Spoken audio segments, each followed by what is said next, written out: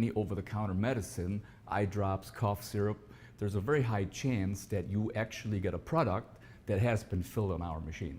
For the past 9 years, they train on the job with a company-paid education. It's in partnership with Central Piedmont Community College. Those who take the opportunity know it leads to success. Jenny Dam is one of those in the program. And so everybody starts out the same. Everybody has that foundation of how to work with their hands and how to use the machines. And then after that, I was able to then specialize in actual engineering tasks. Thomas Ray is the apprenticeship lead for the company. Once those students train for about a year on those basic things, then they move forward and begin to go out with the journey workers on the floor. Dario Allen became interested when he was a student at Olympic High School and has been with Groninger for over 2 years. Any day I could be doing anything. I could be laser engraving, I could be machining, I could be putting something together, or I could be working with people I've never met from overseas. So it's never the same thing any day at work. A lot of people thought that apprenticeships were a thing of the past, but at Groninger, they're happening right now.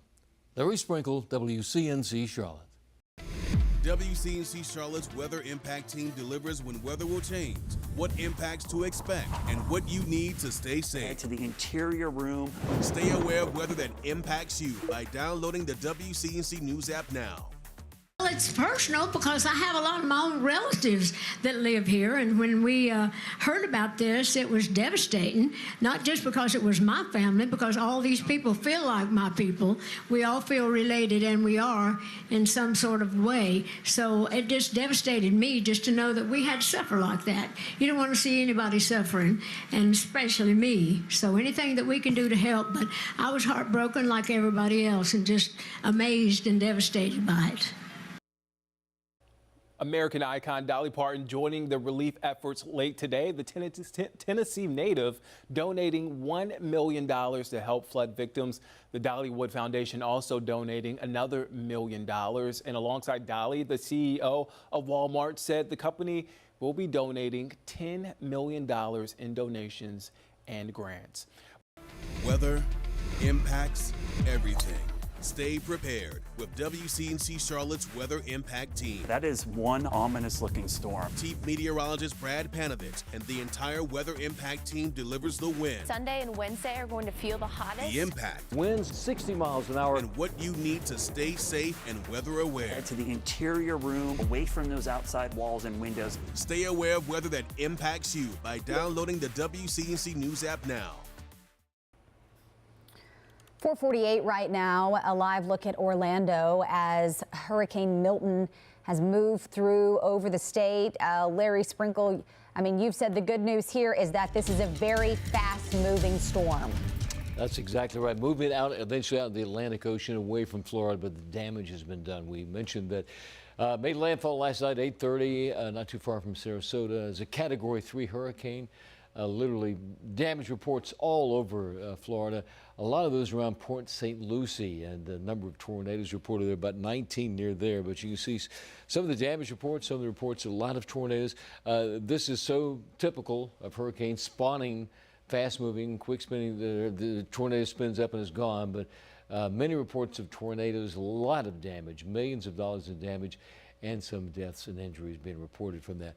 Latest from Milton, this is at 5 a.m. advisory, winds 85, gusts to 105 miles an hour, moving northeast 18 miles per hour. The current position is about 10 miles northeast of Cape Canaveral, moving out into the Atlantic Ocean. But with that, still they're going to see a lot of high winds, surf, and then the amount of rainfall is just going to be, it's just going to increase steadily in the northeastern corner, especially the northeastern corner of Florida, up towards Jacksonville, between Orlando and Jacksonville. But once again, landfall last night, 8:30. It's not a Category 1, made landfall as a Category 3 hurricane with powerful winds. So much damage reports coming in, and as daylight comes, we're going to see the evidence of that across Florida as we check and show you what's happening at the moment as far as some of the estimated rainfall totals. We're going to have significant amounts of rainfall. This is Tampa, just south there, almost 11.5 inches. You can see over towards Winter Haven, almost 14 inches of rain. And once again, these are all Doppler estimates. Probably going to see, we'll probably certainly add to this as we get more of that information to come in. Around the region at the moment, I mentioned this a minute ago, the coolest reading is over in Burke County, Morganton, North Carolina, right now at 46 degrees, Boone 50. Over in Concord, 55. That's matched at Chester in South Carolina in the Queen City. We're at 59 degrees, so comfortably cool out there this morning as we check your hour-by-hour forecast. 9 a.m. in the mid-50s. Middle of the afternoon today, it's going to be sunny, and we're going to see winds about 5 to 10 miles an hour with highs in the upper 60s and low 70s. So we're actually talking about below average high temperatures. Check out some of the low temperatures over the next several days in the 40s. Monday, yeah, you can see that 58. And then look at that drop. Look at that Wednesday morning low temperature, 39 degrees. So some very chilly fall-like weather on the way as we check it out hour by hour. 1 p.m. 64. We'll be in the upper 60s to low 70s out there for high temperatures today. Here's your guy with Hurricane Helene. As we have stated before, in times of crisis, the boundary lines of our jurisdiction are erased. CMPD is resolute in supporting its neighbors in search and rescue operations, securing facilities, and delivering vital supplies such as food and water. Over the last week, CMPD has deployed a rotation of officers to the region. Those teams are assisting our law enforcement partners with responding to calls for service, conducting drone searches, recovery efforts, and establishing communication technology to the hardest hit areas of Black Mountain, Montreat, and Swannanoa. Our commitment and support will remain steadfast in the ongoing rescue and recovery efforts, and we will stand with our Western North Carolina community as they heal and recover from this tragic event. This morning, the CMPD is releasing its third quarter public safety report. This public safety briefing allows CMPD to share crime data in greater depth, as well as share our public safety information, enforcement, and proactive measures. We believe this report is extremely important, not just for our department, but for our community. The importance of this media briefing is to be transparent about crime statistics and trends in our community, what we as a police department are doing to fight against crime, and our continued desire to collaborate with our community in ongoing public safety efforts. We are extremely proud of the dedication and effort of all of our officers and all CMPD employees. Today, we will share a complete overview of crime statistics through the third quarter, which spans the dates of January 1st through September 30th of this year. Part of that is arrests are up 3%, juvenile arrests are flat, and gun seizures are up 3%. We have speakers today who will provide a more in-depth dive into our third quarter public safety report and what that means. Please note we will take questions at the conclusion of the presentation, and everything we share today will be sent out in a press release, added to our website, and on our social media channels. Joining us first will be CMPD Deputy Chief Jackie Briley over our Special Services Group, followed by Major Ryan Butler, who is over our Patrol Northwest service area. Deputy Chief Briley.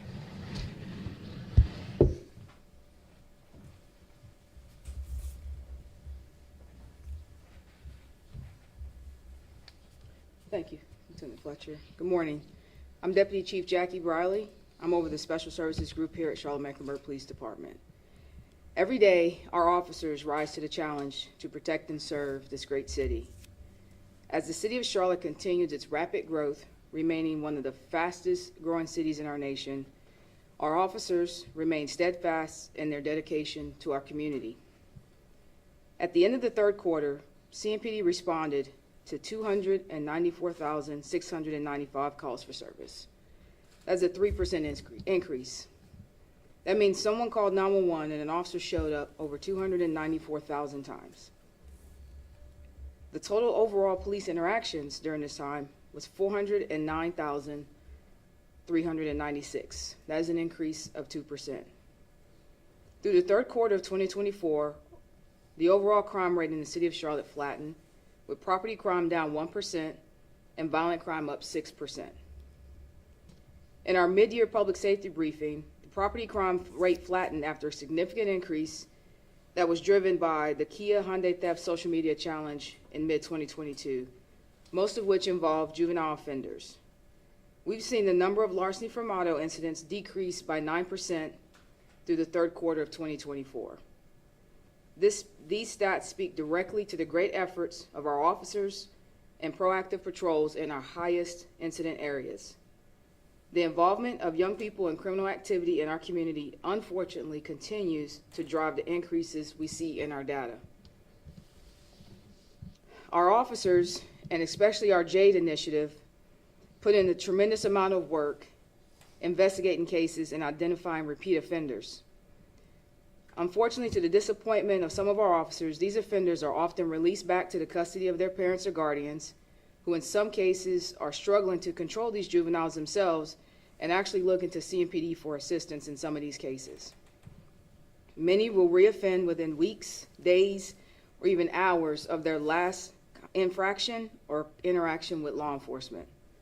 We saw success with our JADE Teens program proactive visits just ahead of our July 4th celebration in Uptown this past holiday. Of the 32 home visits made, only 1 reoffended. The JADE home visits allowed our officers to build a rapport with not just the juvenile involved, but their parents and guardians, as well as our officers provided resources for conflict resolution, guidance, and mentorship. This reinforces our mission, and we're not looking to simply arrest juvenile offenders, but we are truly looking for a change in behavior and for them and their families to have positive outcomes. We want to help guide the youth in our community on the right path, and there are some successes that we continue to build on.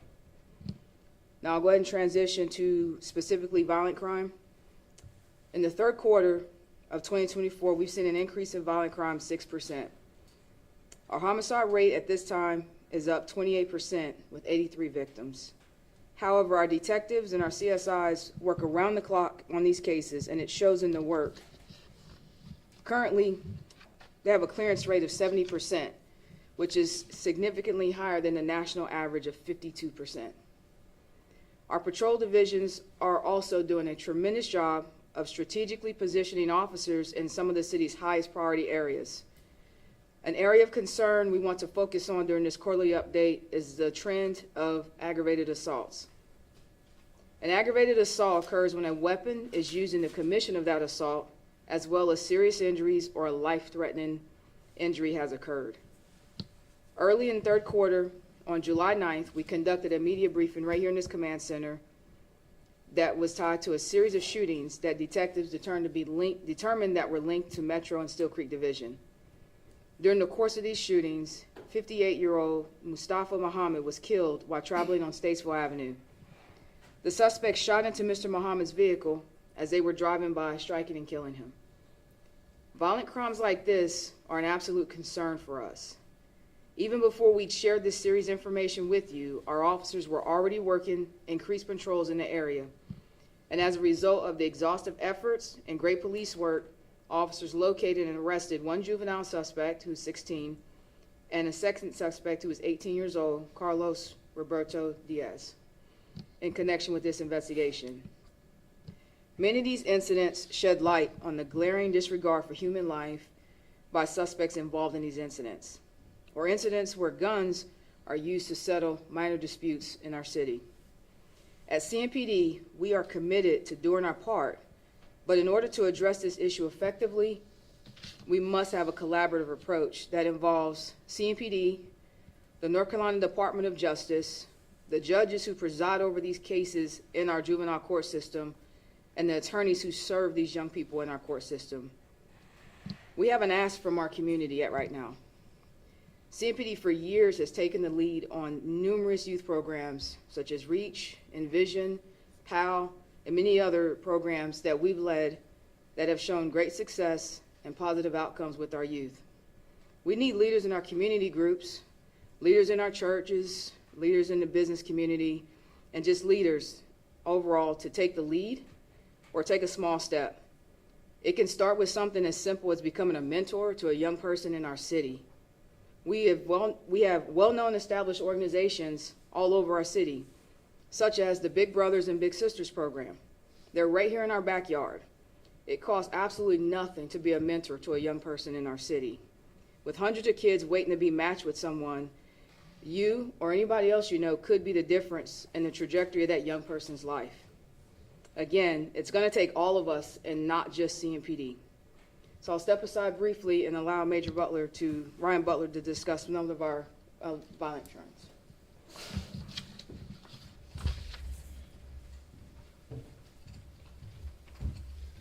Thank you, Deputy Chief Riley. Morning. One of the contributing factors for the increase in third quarter violent crime are organized retail crime incidents. The city's seen a rise in these crimes, which are increasingly violent, threatening the safety of retail employees and customers. Through the third quarter, CMPD has investigated well over 900 incidents of organized retail crime. Here in Charlotte, we take organized retail theft very seriously. These crimes impact our business partners and our community in many ways. Commonly targeted items include high-value goods like designer clothing, electronics, power tools, and medications. In response, our department has ramped up efforts to combat organized retail theft through initiatives like the Organized Retail Crime Task Force. This task force works towards increased offender accountability, improved case clearances, and collaborates with retailers to reduce losses and prevent further escalation. The task force meets monthly to collaborate, share information, and strategize on addressing organized retail crime. This effort strengthens partnerships between law enforcement, retail, and other stakeholders to ensure effective responses to emerging threats and criminal activities. The success of the task force relies heavily on collaboration and dedication of its stakeholders. Their contributions are essential to the task force's ability to promptly identify offenders, develop strategies, and implement solutions that benefit the entire community. These stakeholders include the District Attorney's Office, the Secret Service, Homeland Security Investigations, the United States Attorney's Office, and a network of law enforcement partners from surrounding jurisdictions. The Organized Retail Crime Task Force has been operational for approximately 7 years and assisted with the recent identification of a robbery case we had in September. Our officers led apprehension efforts for common law robbery organized theft ring suspects who committed numerous shoplifting incidents throughout the city. These shoplifting incidents turned into common law robberies when the suspects sprayed store employees with bear spray as they were approached in order to complete their theft and flee from the scene. In total, 5 suspects were involved in 4 different cases. In 3 of these cases, bear spray was used to assault victims during the theft. The most recent case occurred on September 1st in CMPD's Providence Division at the Harris Teeter located at 6701 Carnegie Boulevard. The suspects used clothing to disguise their appearances and used the same getaway car in these cases. As a result of the work of the task force, detectives identified 2 suspects involved and were able to link 3 additional suspects as well. On Friday, September 20th, officers arrested and charged the following suspects in connection with these incidents. Zaniyah Howard, 18 years old, Severia Davis, 19 years old, Heaven Manning, 20 years old, Amaya Beatty, 22 years old, and Shaquila Martin, 29 years old. The dedicated efforts of our officers and detectives in apprehending these suspects have had a positive impact on the community, with 4 of these suspects remaining in custody currently. These officers have been working tirelessly to disrupt sophisticated theft rings responsible for large-scale losses to local businesses. Through diligent investigations, surveillance, and coordination with retailers, they have successfully identified and apprehended numerous suspects involved in these criminal networks. The work of the task force not only helps reduce financial losses for businesses, but also improves public safety by curbing illegal activities often associated with organized retail crime, such as fraud and violent crime. These actions send a clear message to offenders, contributing to a safer and more secure community environment. The collaboration between law enforcement, businesses, and community members continues to strengthen as officers remain vigilant in addressing this ongoing issue. I'll now turn it back over to Deputy Chief Riley to speak about some encouraging news for the 4th quarter.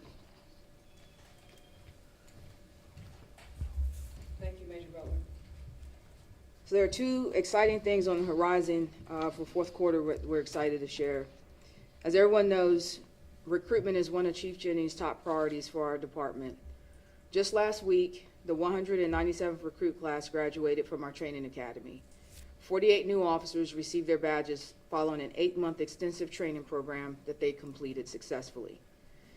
We could not be happier to continue to strengthen our numbers and continue to increase the numbers of officers in our city. Our recruitment division continues to do a tremendous job of bolstering CMPD's presence by attending career fairs at universities and military bases. Our Public Affairs Division has also produced marketing and a video series highlighting the numerous opportunities within our department. At the end of the 3rd quarter, hiring for the department increased by 76%. Additionally, we've seen 30% increase in sworn applications this year. In the fourth quarter, CMPD will add an additional recruit class 200.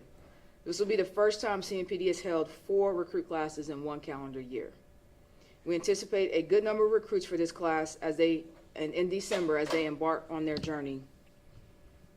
In addition to Recruit Class 200, we are also looking forward to the launch of our Civilian Crash Investigators program by the end of this year. The goal of this program is to have a number of trained civilians investigate property damage only crashes within the CMPD jurisdiction. In 2022, our officers spent more than 31,000 hours responding to these types of crashes. This program will help alleviate the number of hours our officers spend responding to these types of calls and free them up for higher priority calls for service. They will participate in a 4-week training program to obtain their certification through the North Carolina Justice Academy. As you can see behind me, the vehicles have been fully wrapped with the Civilian Crash logo, and this is what it will look like when they're out and about in our community. They will have an amber light package as opposed to a blue light package, and the logo and markings are installed to help our citizens and our community members differentiate between the civilian crash investigators and our sworn police officers. We hope to share more images and information in the coming weeks as this new initiative is coming to our community. This concludes the end of our third quarter public safety briefing. At this time, I'll take any questions. Yes, ma'am. There's an unfortunate new trend in several neighborhoods with children fighting and then parents getting involved. And this is what I'm hearing from the residents, and getting shot and becoming a fatality, like what happened on Winding Way the other day. Can you speak a little bit about this, because we're noticing this all over the different neighborhoods? Well, as I said earlier, unfortunately, it's more common than not that people are settling disputes with guns. It's sad for us. It's sad for the community. We don't want children involved in violence, and let alone the parents engaged in the violence as well. We've spent time trying to work with community partners in some type of conflict resolution. At the end of the day, we have to be able to rely on the parents to come through and show the children involved in these disagreements that it doesn't have to result to gun violence. At the end, they can disagree or have issues with each other, but then walk away from it, because there's more than just one life impacted by that. It's the person who pulled that trigger and that person's family as well. Yes, sir.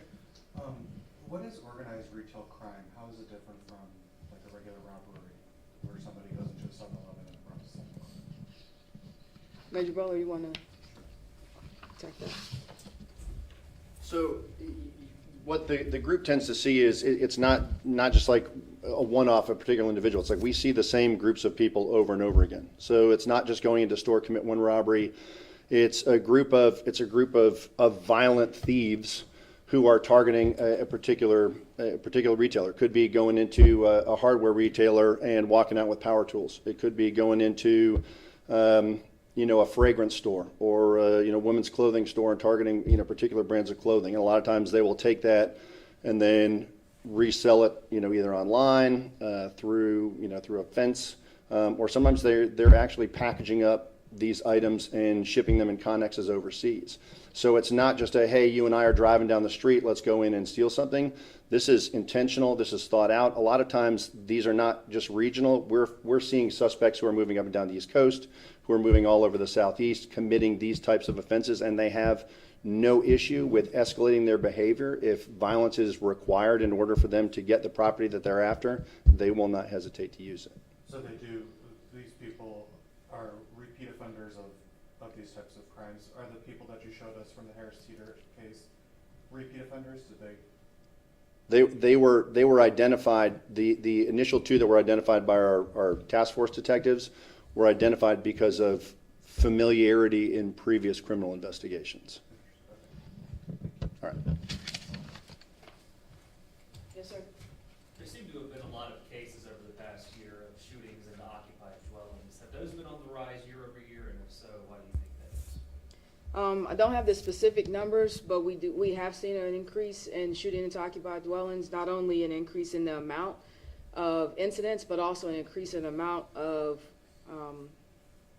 bullets fired into these homes. Sadly enough, sometimes the intended target of these homes are not there, or the intended target is not the one that is suffering the injuries. Obviously, we've had cases in the past where young people were hurt in these cases. Again, it all goes back to, honestly, some of it can be attributed to social media. Someone has an issue with somebody, and so the way they want to solve that issue is they want to drive by someone's house and fire, 30, 40 rounds into someone's residence. And again, there's no regard for the backdrop. There's no regard for other homes or apartments next to it. And we show up because that's what we do, and we try to work these cases the best we can. And we use Crime Stoppers as much as we can. And what we try to do is when we do make cases, we try to make really strong, solid cases so that way we can take those across the street to the DA's office and hopefully get these violent offenders off the street. Yes, sir. For the officers that are in Western North Carolina helping with the recovery effort, do you know the number that are out there right now, and are they doing it on a volunteer basis, or are they doing it, or are they being paid by the department to be out there? I don't have an exact number. We send anywhere between 10 to 12 officers and supervisory staff up there. They are being paid by the department, and it is all on a volunteer basis. And we've had hundreds of officers volunteer to go up there and help, and they're doing everything from, as Lieutenant Fletcher stated, rescue efforts, cutting down trees, carrying water, anything that's needed of them, they're doing. Yes, ma'am. In regards to the response on Eileen, has there been any local in Charlotte, any reports of looting into homes or other concerns from the storm? I have not received any information on that. We could research that, and Public Affairs could provide you with a specific answer for that. Yes, sir.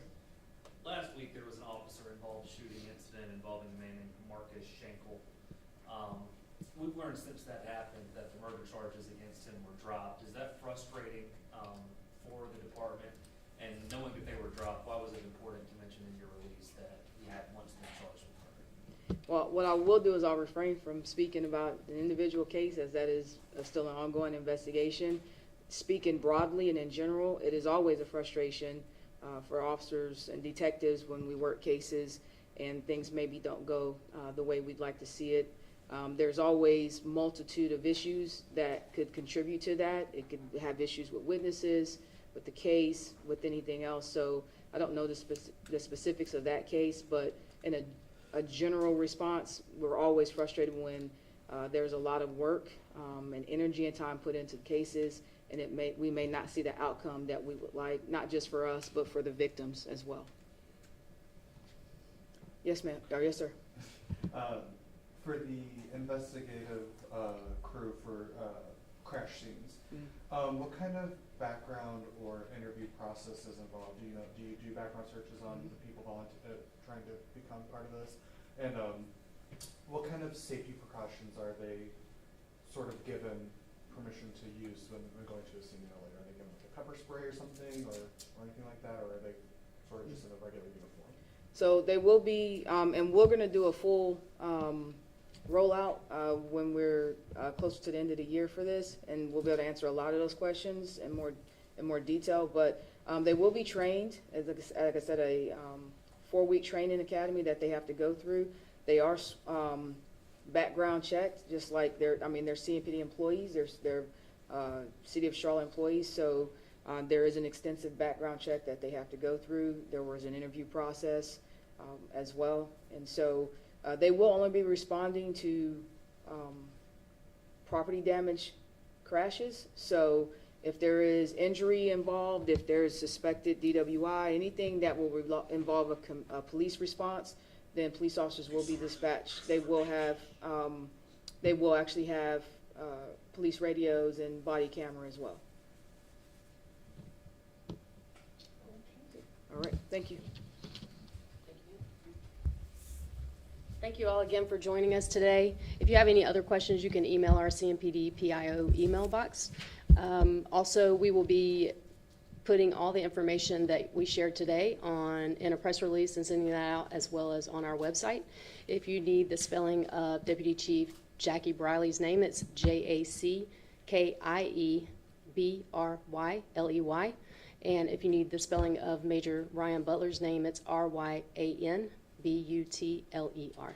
Thank you.